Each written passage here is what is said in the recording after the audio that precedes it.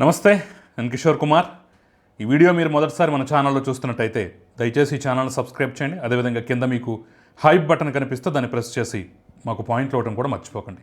మీ ప్రోత్సాహమే మాకు కొండంత బలాన్ని ఇస్తుంది. ఇంకా మ్యావిగన్ మెరుపులు, మ్యావిగన్ మీద ట్రోల్స్, అభాసు పాలవుతున్నటువంటి తీరు ఆ పార్టీ కానీ ఆ అధినేత కానివ్వండి ఆంధ్రప్రదేశ్లో అయితే స్టిల్ కొనసాగుతూనే ఉన్నాయి. సో మరికొన్ని రోజుల పాటు మనం మాట్లాడుకునే అంత స్టఫ్ అయితే ఇంకా దాంట్లో ఉంది. కానీ ప్రతిరోజు అదే అంశాలు, ప్రతిరోజు ఇంకా అదే టాపిక్ అని చెప్పేసి కొంచెం చేంజ్ చేసేటటువంటి ప్రయత్నం, కాస్త వేరే విషయాల వైపు దృష్టి మళ్లించేటటువంటి ప్రయత్నం అయితే ఈ వీడియో ద్వారా చేద్దాం అనుకుంటున్నాను. తొందరలోనే మన దేశంలో కీలకమైనటువంటి రాష్ట్రాల్లో ఎన్నికలు జరగబోతున్నాయి. అందులో తమిళనాడు, కేరళ దక్షిణ భారతదేశంలో, అదేవిధంగా పశ్చిమ బెంగాల్, అస్సాం ఉత్తర భారతదేశంలో కీలకమైనటువంటి 4 రాష్ట్రాల్లో ఎన్నికలైతే మనం చూడబోతున్నాం. మరి ఈ 4 రాష్ట్రాల్లో జరగబోయేటటువంటి ప్రధాన ఎన్నికల్లో ఏ పార్టీలు గెలుస్తాయి, ఎవరికి అవకాశం ఉంది అనేటటువంటి అంశం ఉత్కంఠ అయితే అందరిలోనూ కనిపిస్తోంది.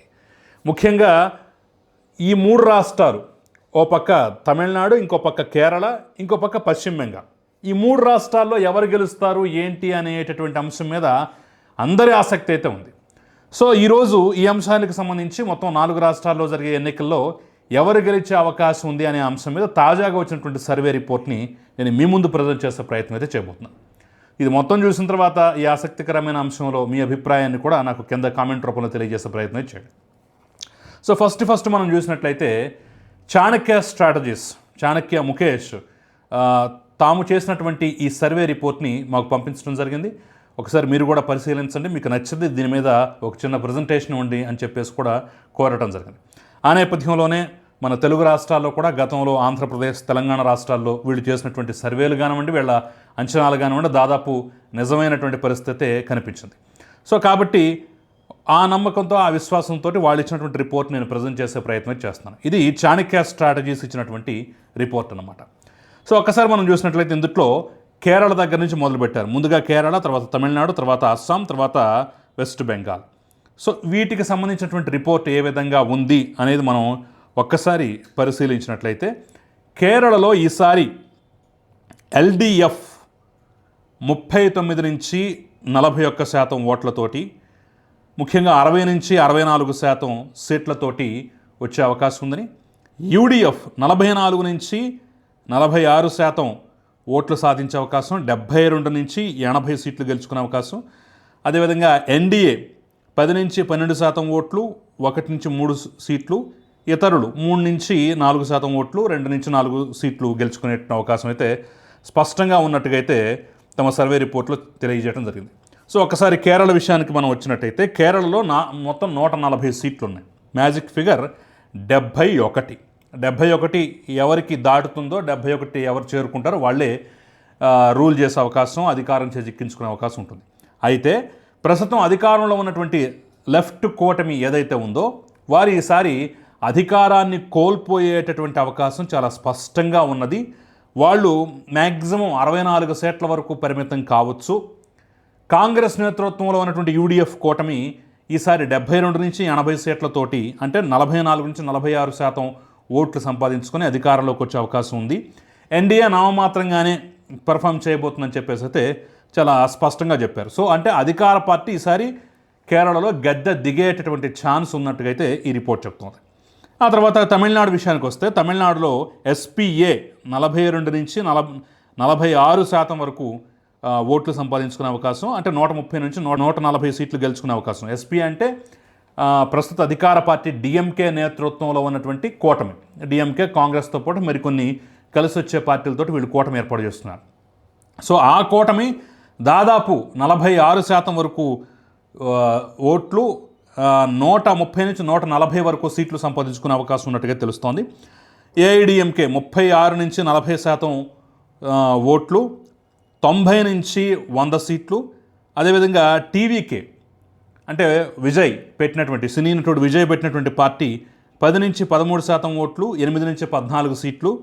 ఇతరులకి 5 నుంచి 8% ఓట్లు, 5 నుంచి 8 సీట్లు గెలుచుకునేటువంటి అవకాశం ఉన్నట్టుగా అయితే ఈ రిపోర్ట్ చెప్తోంది. సో తమిళనాడు మొత్తంలో 234 సీట్లుంటే మ్యాజిక్ ఫిగర్ 118.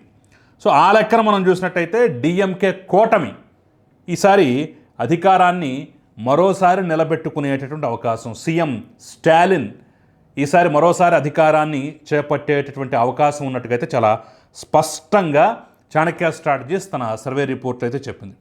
సో దక్షిణ భారతదేశంలో జరుగుతున్నటువంటి ఎన్నికల్లో 2 రాష్ట్రాలు తమిళనాడు, కేరళలో 10 సంవత్సరాలు అప్రతిహతంగా పరిపాలించినటువంటి కమ్యూనిస్టు కూటమి గద్దె దిగే అవకాశం, తమిళనాడులో మరొక్కసారి అధికారాన్ని డిఎంకే కూటమి నిలబెట్టుకునే అవకాశం ఉన్నట్టుగా అయితే చాలా స్పష్టంగా సర్వే రిపోర్ట్ చెప్పింది. ఇక ఉత్తర భారతం విషయానికి వస్తే అస్సాం తీసుకున్నట్టయితే అస్సాంలో ఎన్డీఏ కూటమి 45 నుంచి 48% ఓట్లు, 83 నుంచి 90 సీట్లు. అదేవిధంగా అస్సాం మిగతా పార్టీలతో కలిపినటువంటి కూటమి ఒకటి ఉంది, ఏఎస్ఎం అనుకోవచ్చు దాన్ని, అది 39 నుంచి 44% ఓట్లు, 30 నుంచి 36 సీట్లు. ఇతరులకి 10 నుంచి 13% ఓట్లు, 3 నుంచి 6 సీట్లు వచ్చేటటువంటి అవకాశం అయితే ఉన్నట్టుగైతే తెలుస్తోంది. సో ఇక్కడ బీజేపీ నేతృత్వంలో ఎన్డీఏ కూటమి అస్సాంలో అధికారంలోకి వచ్చేటటువంటి అవకాశం ఉందని చెప్పి చాలా స్పష్టంగా చెప్తున్నారు. మొత్తం ఇక్కడ 126 సీట్లుంటే మ్యాజిక్ ఫిగర్ 64 సీట్లు. సో ఈ లెక్కను చూసినట్టయితే బీజేపీ నేతృత్వంలో ఎన్డీఏ కూటమికి 83 నుంచి 90 సీట్లు, అంటే చాలా భారీగా. సో ఓట్ల సంఖ్యలో తన ప్రత్యర్థి అయినటువంటి వేరే కూటమికి దాదాపుగా సమానంగా లేదా ఒక 4-5% ఓట్లు ఎక్కువ తక్కువ పడ్డా కానివ్వండి, సీట్లు మాత్రం గణనీయంగా ఎన్డీఏ కూటమికి వచ్చే అవకాశం ఉన్నట్టుగా చాలా స్పష్టంగా తెలుస్తోంది. ఇక లాస్ట్గా చూసినట్టయితే పశ్చిమ బెంగాల్లో ప్రస్తుతం ఉన్నటువంటి తృణమూల్ కాంగ్రెస్ మమతా బెనర్జీ పార్టీ 45 నుంచి 47% ఓట్లు సంపాదించుకునే అవకాశం, 155 నుంచి 165 వరకు సీట్లు. భారతీయ జనతా పార్టీ 40 నుంచి 42% ఓట్లు, 110 నుంచి 115 సీట్లు. కాంగ్రెస్ పార్టీ 4 నుంచి 6% ఓట్లు, 5 నుంచి 8 సీట్లు గెలుచుకునేటటువంటి అవకాశం. ఇక ఇతరులు 8 నుంచి 10% ఓట్లు, 4 నుంచి 6 సీట్లు గెలుచుకునేటటువంటి అవకాశం అయితే చాలా స్పష్టంగా ఉన్నట్టుగైతే చాణక్య స్ట్రాటజీస్ తన సర్వే రిపోర్ట్లో తెలియజేయడం. బహుశా ఇతరులు అంటే కమ్యూనిస్టులు కావచ్చేమో, కమ్యూనిస్ట్ పార్టీలు కావచ్చేమో. సో వాళ్ళకి 8 నుంచి 10% వరకు ఓట్లు వచ్చే అవకాశం అయితే చాలా స్పష్టంగా ఉన్నట్టుగైతే తెలియజేసింది. సో ఈ లెక్క బట్టి మనం చూసుకున్నట్టయితే పశ్చిమ బెంగాల్లో 294 సీట్లు ఉంటే 148 మ్యాజిక్ ఫిగర్ అన్నమాట. 148 మ్యాజిక్ ఫిగర్ అంటే అసలు స్టార్టింగే 155 నుంచి 165 సీట్ల వరకు తృణమూల్ కాంగ్రెస్ పార్టీ గెలుచుకునే అవకాశం ఉంది అని చెప్పేసి చెప్తున్నారు. కాబట్టి మరొక్కసారి మమతా బెనర్జీ ముఖ్యమంత్రి అయ్యి తన పార్టీని అధికారంలో తెచ్చేటువంటి ఛాన్స్ అయితే చాలా స్పష్టంగా ఉన్నట్టుగా అయితే చాణక్య స్ట్రాటజీస్ తన సర్వే రిపోర్ట్లు అయితే తెలియజేసింది. అంటే భారతీయ జనతా పార్టీ ఎంత ప్రయత్నించినా విజయానికి ఆమడ దూరంలో ఉండిపోక తప్పదు, మరోసారి దీదీ తన మ్యాజిక్ని చూపక తప్పదు అని చెప్పేసి అయితే చాలా స్పష్టంగా తన సర్వే రిపోర్ట్ని అయితే తెలియజేయడం జరిగింది. సో ఈ 4 రాష్ట్రాల గురించి ఒకసారి మనం చూసుకున్నట్లయితే పశ్చిమ బెంగాల్లో మరొక్కసారి తృణమూల్ కాంగ్రెస్, తమిళనాడులో మరొక్కసారి డిఎంకే కూటమి, కేరళలో కాంగ్రెస్ వచ్చే అవకాశం, అస్సాంలో బీజేపీ వచ్చేటటువంటి అవకాశం అయితే చాలా స్పష్టంగా ఉన్నట్టుగా అయితే తెలుస్తోంది. సో ఈ 4 రాష్ట్రాల ఎన్నికల్లో తమిళనాడు, అదేవిధంగా పశ్చిమ బెంగాల్, అదేవిధంగా అస్సాం, ఈ 3 రాష్ట్రాల్లో అధికారం ప్రస్తుతం ఉన్నటువంటి పార్టీలకి, ప్రస్తుతం ఉన్నటువంటి కూటమిలకే దక్కే అవకాశం కనిపిస్తోంది. ఒక్క కేరళలో మాత్రమే కమ్యూనిస్టుల నుంచి అవకాశం కాంగ్రెస్ పార్టీకి వరించేటటువంటి ఛాన్స్ అయితే చాలా స్పష్టంగా ఉన్నట్టుగా అయితే ఈ యొక్క సర్వే రిపోర్ట్ సారాంశం. సో కారణాలు కూడా ఒకసారి మనం బ్రీఫ్గా చూసినట్టయితే ఎందుకు ఏ కారణాలు ఏ రాష్ట్రాల్లో ప్రభావం చూపిస్తాయి అనేది కూడా ఒకసారి మనం బ్రీఫ్గా చూసినట్టయితే కేరళ విషయానికి వస్తే 10 సంవత్సరాల పాలన, ఎంతో కొంత యాంటీ ఇన్కంబెన్సీ ఉంటుంది అనేటటువంటి అంశం అయితే చాలా స్పష్టంగా కనిపిస్తుంది. పినరయ్ విజయన్ సహజంగా అక్కడ 5 ఏళ్లకు ఒకసారి అధికారాన్ని మార్చేటటువంటి అలవాటు ఉంది. అక్కడ కేరళలో కానివ్వండి, తమిళనాడులో కానివ్వండి 5 ఏళ్లకు ఒకసారి అధికారం మారిపోతుంది. అయితే పినరయ్ విజయన్ లాస్ట్ టైం ఆ యొక్క సంప్రదాయానికి బ్రేక్ వేస్తూ మరొక్కసారి తాను అధికారం నిలుపుకొని సుదీర్ఘంగా 10 ఏళ్ల పాటు పరిపాలించారు. అయితే ఈసారి మాత్రం కేరళ వాసుల యొక్క చూపు కాంగ్రెస్ కూటమి వైపు ఉన్నట్టుగా చాలా స్పష్టంగా అర్థమవుతోంది. దాంతోపాటు కాంగ్రెస్కు సంబంధించి మైనారిటీలు, క్రిస్టియన్ల ఓటు ఈసారి కీలకంగా కావటం, ఉత్తర కేరళలో కాంగ్రెస్ పార్టీ యొక్క బలం పెరగటం కూడా ఈ యొక్క అధికార మార్పిడికి ప్రభావం చూపే అంశంగా తెలుస్తోంది. దాంతోపాటు ఎన్డీఏ పరిమిత సంఖ్యలో 10-12% ఓటు షేర్తో ఉండటం అనేది కూడా కొంత ఎక్కడో కమ్యూనిస్టుల నుంచి, ఆ కూటమి నుంచి ఓట్లు వీళ్ళు రాబట్టుకుంటున్నారా, అటు కొన్ని మొగ్గు చూపే వర్గాలు ఇటు మొగ్గు చూపుతున్నాయా, కొంత వాళ్ళు ఓటు బ్యాంకు ఎక్కడో స్వల్ప మొత్తంలో అయినా సరే గండి కొడుతున్నారనే ఫీలింగ్ అయితే కనిపిస్తోంది.